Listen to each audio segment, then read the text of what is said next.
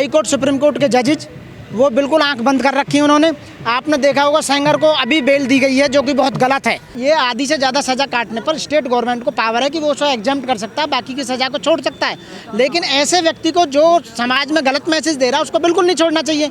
तो मैं आपके चैनल के माध्यम से सुप्रीम कोर्ट से ये अरदास करता हूँ कि उसकी बेल को कैंसिल करके उसको जेल भेजने का काम किया जाए। तुम RSS से बचो, बीजेपी से बचो, मनुवाद से बचो, अंधविश्वास से बचो, धर्मवाद से बचो और या हिंदू व्यवस्था से बचो। आप यदि बचना है तो आज बौद्ध महोत्सव है,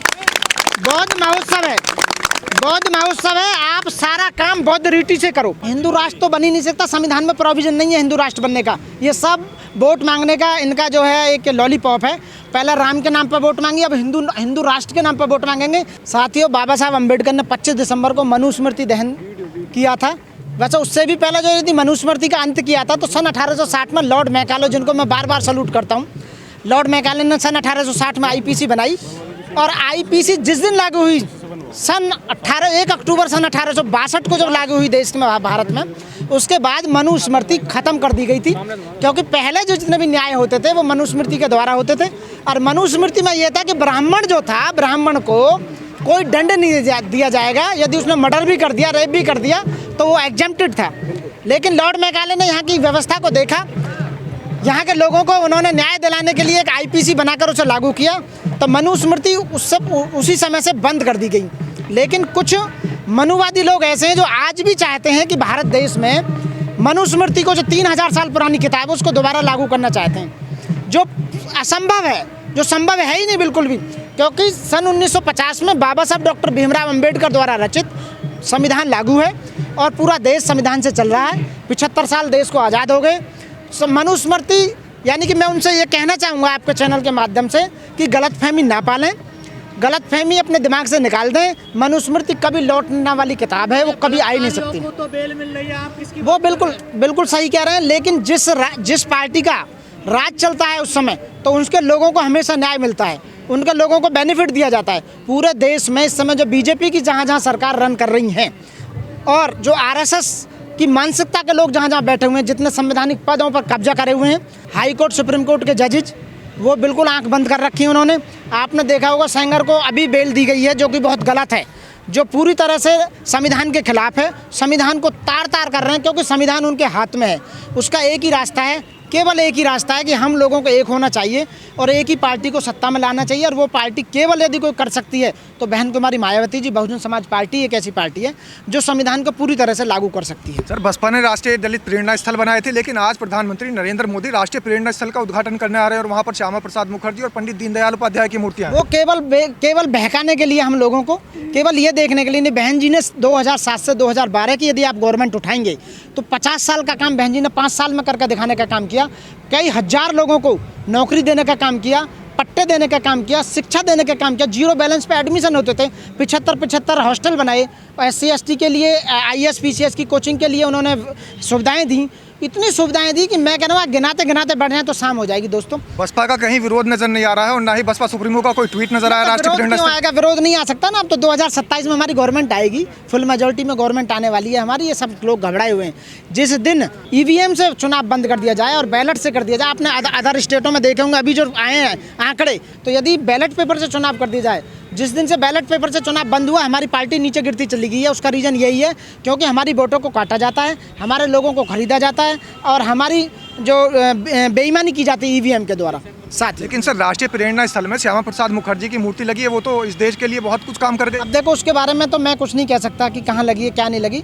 लेकिन अभी जो विषय जो चल रहा है वो कुलदीप सेंगर को लेकर चल रहा है, जो नहीं होना चाहिए थे। इन्होंने एक गलत मैसेज दिया है समाज को। हमारी बहन बेटियां सेफ नहीं है। 615 करोड़ रुपए जो वर्मा था, justice Verma Delhi high court का, जिसके घर में आग लगी थी पैसों को लेकर और उसका ट्रांसफर कर दिया गया मात्र, वो क्या था? आप बताए किसका पैसा था? वो आंख बंद कर रखी है सुप्रीम कोर्ट ने। चुनाव आयोग पूरी बेईमानी कर रहा है, आपने देखा होगा। लोग राय दिन मर्डर कर रहे हैं, लूट कर रहे हैं, रेप कर रहे हैं, फिर भी बेल मिल रही है। जो साइंटिस्ट हैं, जो हमारे, उन्हें तो जेल भेजा जा रहा है, वानचुंग जी जो हैं, और इन्हें बेल दे दी गई। आजीवन कारावास की जो सज़ा काट रहे थे, जिन्हें दी गई, उन्हें बेल दी गई। तो ये मैसेज जो करा है वो गलत करा है। लेकिन 15 लाख का मुचलका पावन कर तो दिया। अभी एक सर्वे हुआ, अखलाक की मौत पर योगी गवर्नमेंट ने उस केस को वापस करने के लिए जो रूल भेजा था, यहाँ के जज को मैं सैल्यूट करता हूँ, गौतम बुद्ध नगर के सेशन जज को। नहीं, जिन्होंने मना कर दिया कि नहीं ये केस वापस नहीं होगा बिल्कुल भी, और डे बाई डे डेली जो है ना यहाँ पे सुनवाई चल रही है गौतम बुद्ध नगर की कोर्ट में। ऐसे जज को मैं सैल्यूट करता हूँ। तो ये जो बलात्कारियों को आजकल छोड़ा जा रहा है, क्या संदेश जाएगा इससे ना समाज गलत संदेश जाएगा समाज में। बहन बेटी हमारी जो सेफ नहीं है, और उनके साथ में जो हो रहा था, ऐसे तो प्रचार और भी ज़्यादा होगा कि कुछ नहीं होगा। अभी तो देखो हाई कोर्ट ने दिया, तो सुप्रीम कोर्ट में अपील होगी, और सुप्रीम कोर्ट को मुझे पूरी आशा है कि सुप्रीम कोर्ट उसकी बेल कैंसिल करके उस जेल भेजने का काम करेगा। साथ पीड़िता के साथ दिल्ली पुलिस उसे आंदोलन नहीं करने दे रही है। हाँ बिल्कुल, ये भी आप सही कह रहे हैं। देश में माहौल बढ़िया नहीं है साथियों, और इसलिए मैं कह रहा हूँ सबसे बड़ी क्या है, जनता देश में सबसे सर्वोपरि है। हम भारत के लोग भारत को एक संपूर्ण प्रभुत्व संपन्न राज्य घोषित जिसने हमने किया है, तो हम जनता के द्वारा, जनता की चुनी हुई जनता की सरकार है। तो आप जब चाहें जब हटा सकते हैं। जनता को पावर है सरकार को हटाने की। के आधार पर फैसले सुनाए जा रहे नहीं, बिल्कुल भी नहीं है। मनुस्मृति संविधान के अनुसार IPC CRPC एविडेंस कॉन्स्टिट्यूशन के आधार पे ही सुनाए जा रहे हैं। लेकिन एक दो केस को लेकर यदि इस तरह की बात हो जाती है तो उस पर हमें गौर करनी चाहिए, और हमारी सरकारों को भी करनी चाहिए। कानून है जो कुलदीप सेंगर को जमानत दी गई, कहा जा रहा है आधी से ज्यादा उन्होंने सजा काट ली है। देखिए नहीं, ये आधी से ज़्यादा सज़ा काटने पर स्टेट गवर्नमेंट को पावर है कि वो उसको एग्जाम्प्ट कर सकता है, बाकी की सज़ा को छोड़ सकता है। लेकिन ऐसे व्यक्ति को जो समाज में गलत मैसेज दे रहा है उसको बिल्कुल नहीं छोड़ना चाहिए। तो मैं आपके चैनल के माध्यम से सुप्रीम कोर्ट से ये अरदास करता हूँ कि उसकी बेल को कैंसिल करके उसको जेल भेजने का काम किया जाए। मेरे पढ़ा लिखे होने का कोई फायदा नहीं यदि मैं अपने पढ़े लिखे या अपने समाज को पढ़े लिखे होने के बाद भी अंधविश्वास और मनुवाद से बाहर नहीं निकाल पाया अपने समाज को, तो मेरा पढ़ा लिखे होने का कोई फायदा नहीं। मुझे बाबा साहब ने जो पढ़ने का अधिकार दिया उसका मुझे जीरो हो जाएगा यदि मैं लोगों को समझाने का काम नहीं किया। हमारा जो संविधान में लिखा हुआ है, जो हमारा मौलिक कर्तव्य है, वो भी ये कहता है कि हमें साइंटिफिक बेस पर ऊपर पहुंचकर अपने लोगों को अंधविश्वास और मनुवाद से बाहर निकालना होगा।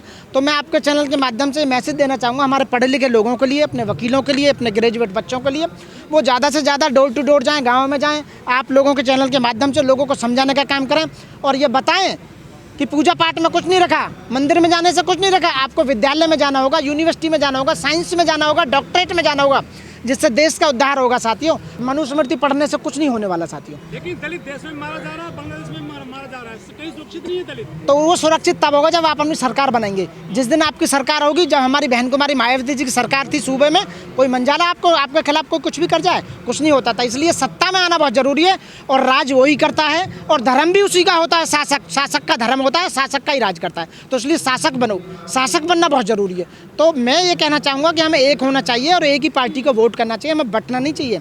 वो कहते हैं बटोगे तो कटोगे। मैं अपने लोगों से कह रहा हूँ, यदि तुम बटोगे तो तुम्हें ये बीजेपी, तुम RSS से बचो, बीजेपी से बचो, मनुवाद से बचो, अंधविश्वास से बचो, धर्मवाद से बचो, और यह हिंदू व्यवस्था से बचो। आप यदि बचना है तो आज बौद्ध महोत्सव है, बौद्ध महोत्सव है। आप सारा काम बौद्ध रीति से करो। हमें भगवान बुद्ध पहले रास्ता बता के गए। हमें जो बौद्ध धर्म है वो साइंटिफिक बेस पर आधारित है। वो मानव को मानव समझता है, एक समान समझता है, भाईचारा, बंधुता, भाईचारा, एकता। इसलिए हमें बहुत अच्छा लगता है बौद्ध धर्म। हिंदू राष्ट्र बनेगा, बाबा आ गए हैं बहुत सारे। हिंदू राष्ट्र तो बन ही नहीं सकता, संविधान में प्रोविजन नहीं है हिंदू राष्ट्र बनने का। ये सब वोट मांगने का इनका जो है एक लॉलीपॉप है।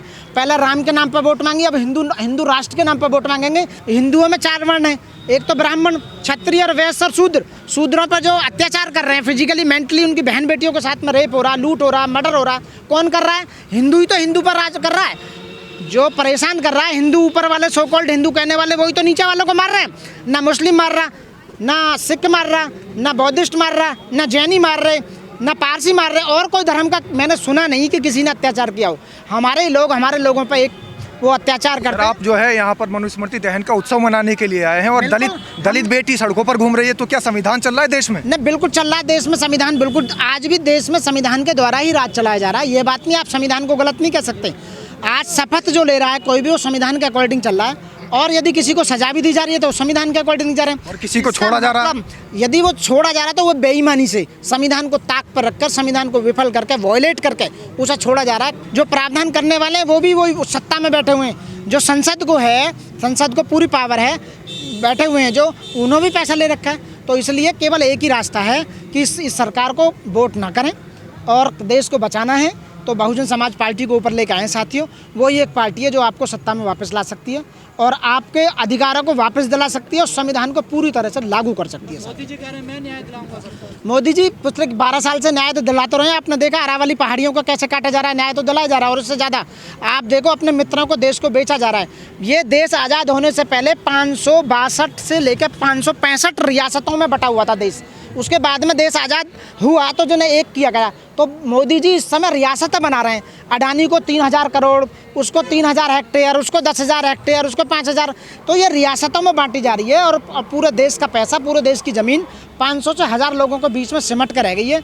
यदि सत्ता में लोग ऐसी कोई बौद्धिस्ट या अम्बेडकरवादी सरकार आती है तो इनसे सब छीना जाएगा और देश फिर ऐसा ही होगा जैसे पहले था सर।